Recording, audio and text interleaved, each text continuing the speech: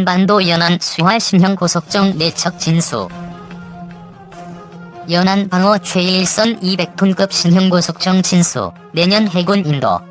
참수리 216, 217, 218, 219호정 진수.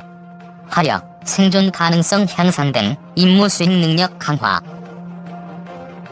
21일 부산 한진중공업 영도 조선소에서 차기 고속정 진수식이 거행되고 있다. 방위사업청은 연안 방어 최일선 전력인 해군 200톤급 신형 고속정 내척의 진수식이 13일 오후 2시 부산 한진중공업 영도 조선소에서 열린다고 밝혔다. 진수란 함정을 처음으로 물에 띄운다는 뜻으로 해군의 관습에 따라 주빈의 부인이 진수도끼로 함정에 연결된 진수 테이프를 자르는 행사이다. 이는 태어난 아기의 탯줄을 끊듯 새로 건조한 함정에 생명력을 불어넣는다는 의미를 갖고 있다. 이날 진수식에는 권영민 해군 참모차장을 주빈으로 이병모 한진중공업 대표이사와 방위사업청 및 방산업체 관계자 등이 참석한다. 또한 참수리 -216호정 초대 정장을 지낸 남해일 전 해군 참모총장을 비롯한 참수리 217, 218, 219호정 초대 정장도 자리를 함께한다. 진수식은 국민의례, 사업 경과 보고, 함용 선포, 기념사, 유공자 포상, 축사, 진수 및 안전항해 기원의식 순으로 진행된다. 신형 고속정 내척은 전방 해역에서 임무를 수행하는 참수리 고속정의 전통을 이어받는 차원에서 참수리 216, 217, 218, 219호정으로 명명된다. 신형 고속정은 노후한 기존 참수리급 고속정을 대체한다.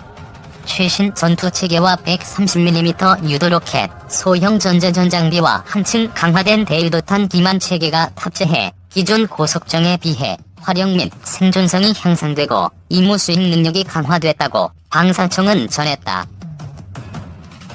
특히 프로펠러 방식이 아닌 빨아들인 물을 분사해 추진하는 워터제트 방식을 적용해 저수심 해역에서도 원활한 작전 수행이 가능하다. 유호군 방위사업청 전투함사업부장은 신형 고속정은 장차 전방 해역에서 연안 감시 및 방어 임무를 수행하며 대한민국 영해를 수호하는 선봉장의 역할을 하게 될 것이라고 말했다.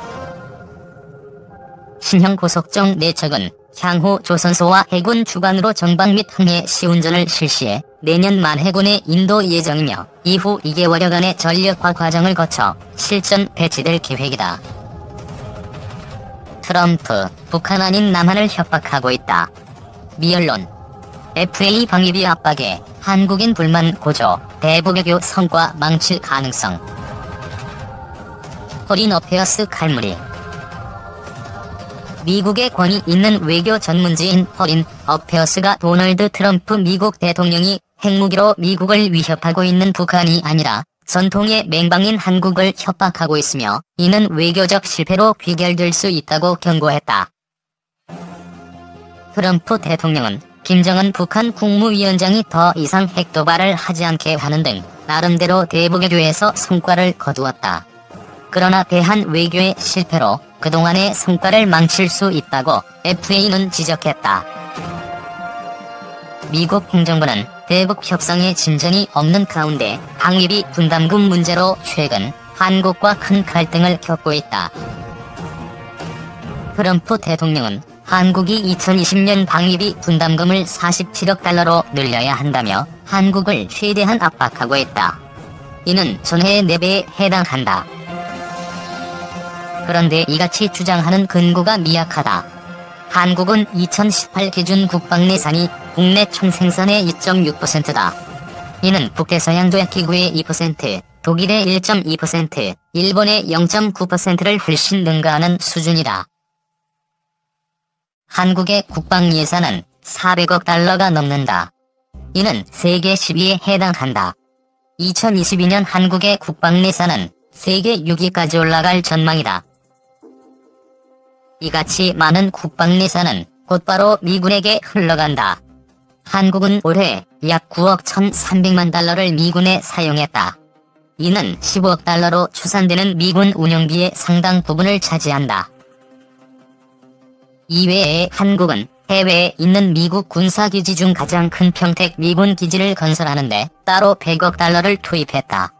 한국은 토지 임대료도 받지 않는다. 이뿐 아니라 한국은 지난 4년간 미국으로부터 모두 130억 달러어치의 무기를 구입했다. 더욱 놀라운 것은 2018년 말까지 미군은 한국이 미군에 준 예산을 다 쓰지도 못했다는 사실이다. 그럼에도 미국은 방위비 분담금 인상을 압박하고 있다. 해리 해리스 미국 대사는 최근 국회 정보위원회 위원장인 이해훈 바른미래당 의원을 불러 방위비 분담금을 50억 달러로 인상할 것을 요구했다. 이 의원은 보수당 소속임에도 모욕을 당했다고 생각하는 것으로 알려졌다. 이 같은 미행정부의 무리한 요구로 한국인의 불쾌감은 치솟고 있다. 최근 여론조사 결과 응답자의 96%가 방위비 분담금 인상에 반대하고 있다. 더욱 아이러니컬한 사실은 트럼프 대통령의 남한에서 더 많은 돈 짜내기가 북한의 비핵화에 아무런 보탬도 되지 않는다는 점이다. 한국의 지정학적 중요성은 날로 커지고 있다. 예를 들어 북한이 미국을 향해 대륙간 탄도미사일을 발사한다면 평택 북쪽의 오산 공군 기지에서 몇 분이 아닌 몇 초 내에 발사를 감지할 수 있다. 또 주한미군은 북한뿐만 아니라 중국을 견제하는 역할도 하고 있다. 중국이 미국의 주요 경쟁자로 부상하고 있는 마당에 미국이 한국을 잃는 것은 냉전 초기 서독을 잃는 것과 유사할 것이다. 최악의 경우 한국이 자주국방을 선언하고 핵무장에 나설 수도 있다. 이는 일본은 물론 대만까지 핵무장을 하는 도미노 효과를 불러올 것이다. 세계에서 가장 민감한 지역인 한반도 주변국이 핵으로 무장하는 것은 미국에겐 최악의 시나리오라고 FA는 지적했다. 북한 핵전력 2배 이상 증가했을 것. 핵무기 20기 추가 생산. 베넷 랜드 연구소 선임연구원 통일연구원 주최 국제학술회의서 밝혀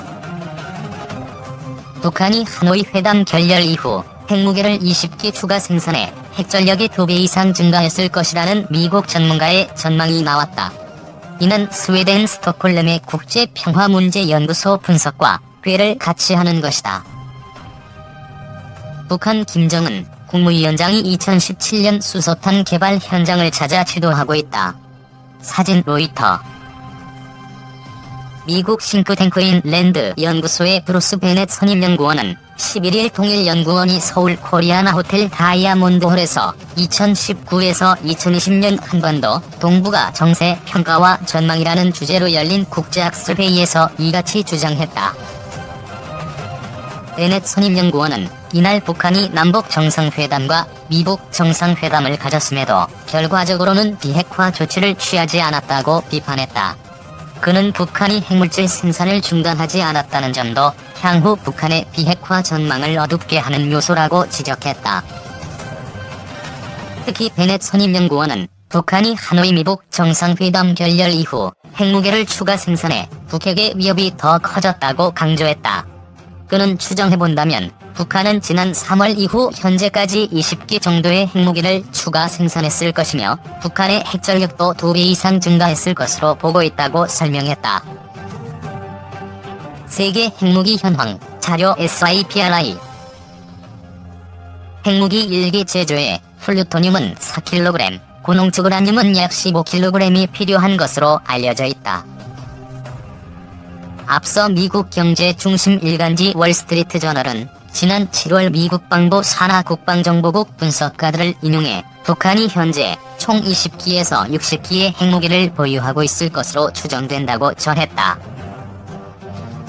베넷 선임연구원은 북한이 하노이 회담 결렬 이후부터 핵무기 20개를 생산했다면 이에 10억에서 20억 달러가량의 자금을 투입했을 것으로 분석했다.